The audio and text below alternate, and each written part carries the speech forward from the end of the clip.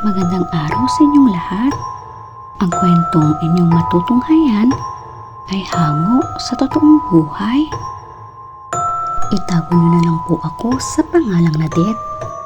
Bata pa lang ako, alam ko sa sarili ko na hindi ako isang ordinaryong bata. Nagsimula akong makaranas ng hindi maipaliwanag na kababalaghan. Nung grade 4 ako, dinala ako ng aking nanay sa burol ng aking lolo. Pagpasok namin sa pinto ay napahagulgol ng iyak ang aking nanay.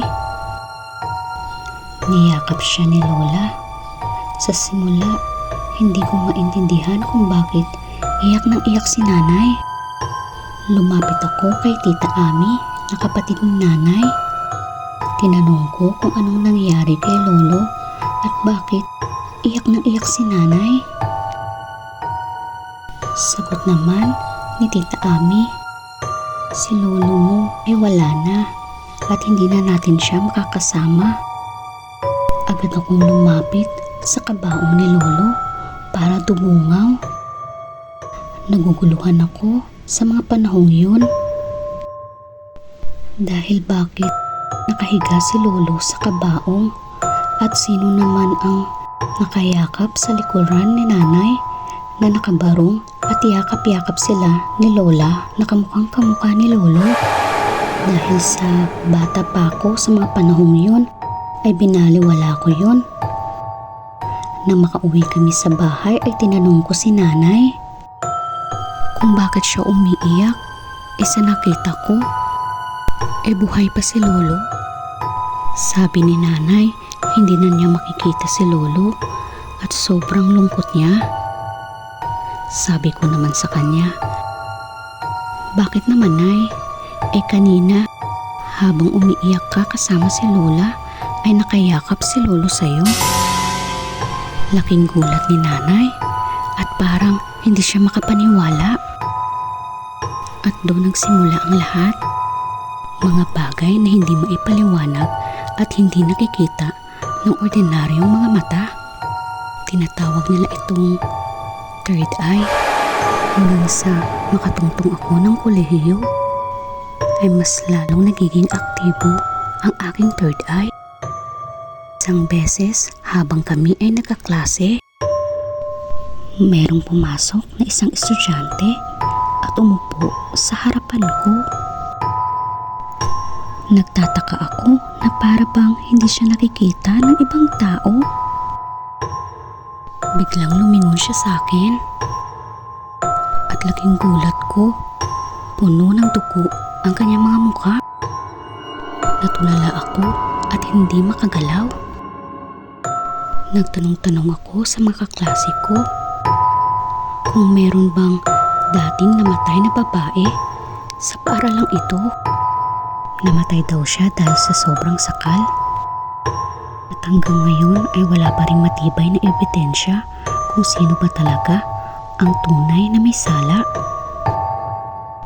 Halos araw-araw siyang nagpapakita sa akin sa tuwing papasok ako sa paaralan.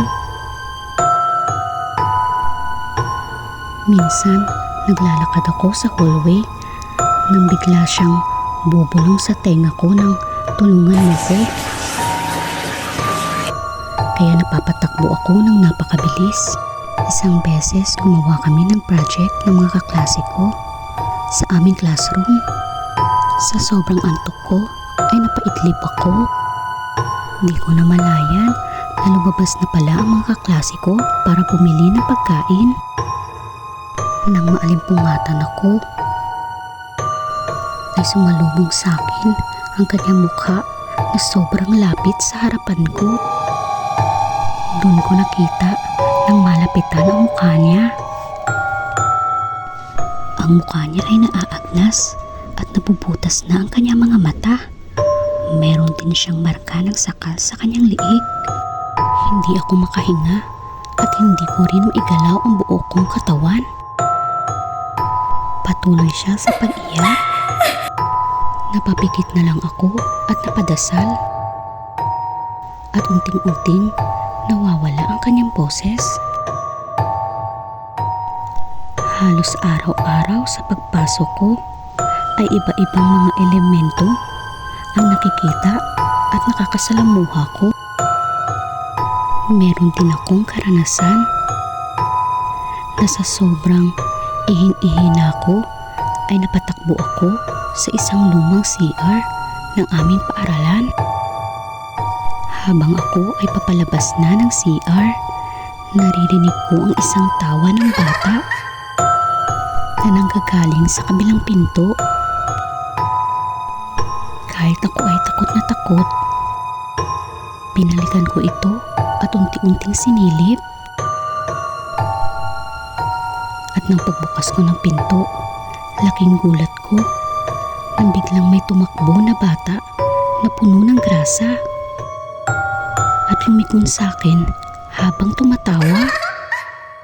Nang akma ko sana siyang lalapitan, bigla siyang tumagos sa pinto.